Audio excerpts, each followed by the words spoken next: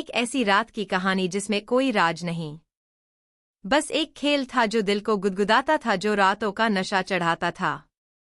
बारिश की बूंदें खिड़कियों पर टकरा रही थी और पुराने देसी घर में सिर्फ मोमबत्ती की मध्यम रोशनी थी।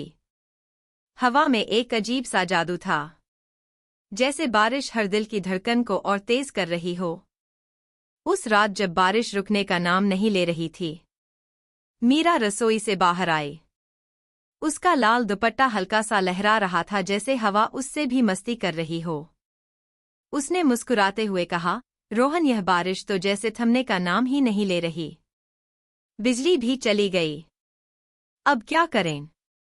रोहन, जो सोफे पर लेटा हुआ फोन में खोया था, ने फोन नीचे रखा और अपनी माँ की तरफ देखा।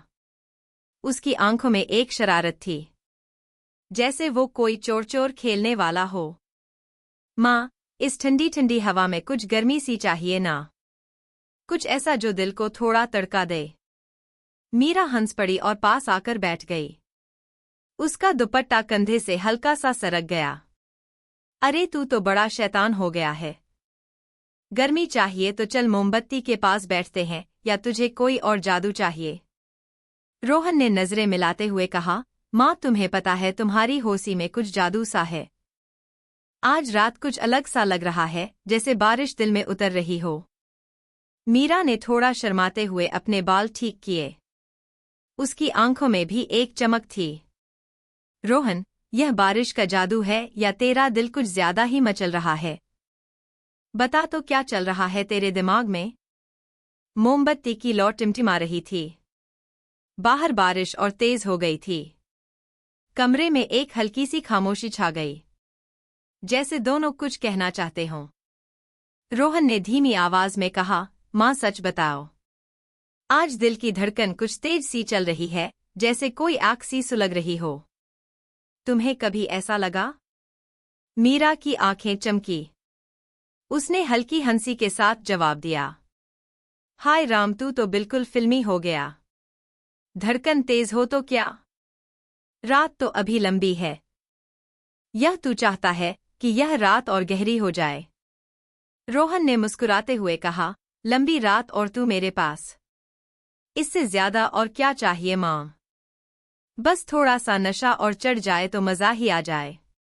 मीरा ने उंगली से इशारा किया, जैसे उसे डांट रही हो, पर उसकी हंसी बता रही थी कि वो भी मजे ले रही थी। बस ज्यादा शैतानी मत कर। पर सच में यह बारिश कुछ उल्टा पुल्टा कर रही है ना, जैसे दिल में कोई तूफान सा उठ रहा हो। रिडैक्टेड, यहाँ कहानी में संवेदनशील अस्वीकार्य सामग्री थी और हटाई गई है।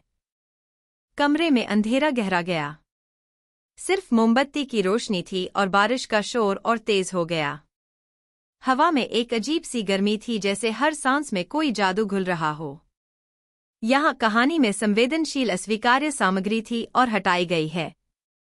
उस रात मीरा और रोहन ने बारिश के शोर में एक दूसरे के साथ वक्त बिताया। कमरे में सिर्फ उनके साए थे और मोमबत्ती की आखिरी लौ भी बुझ गई। क्या हुआ? यह तो सिर्फ अंधेरा और बारिश जानती थी। बारिश की बूंदें जैसे उनके दिल की बातें सुन रही थीं। दोनों ने उस रात को एक खेल की तरह जिया, जिसमें ना कोई हार थी ना कोई जीत। बस एक नशा था जो रात के साथ बह गया। लेकिन रात अभी खत्म नहीं हुई थी। बारिश थोड़ी धीमी हुई, पर कमरे में वो गर्मी अभी बाकी थी। मीरा ने हल्के से कहा, रोहन, तू सच में बड़ा शैतान हो गया है। यह खेल तुझे कहाँ ले जाएगा?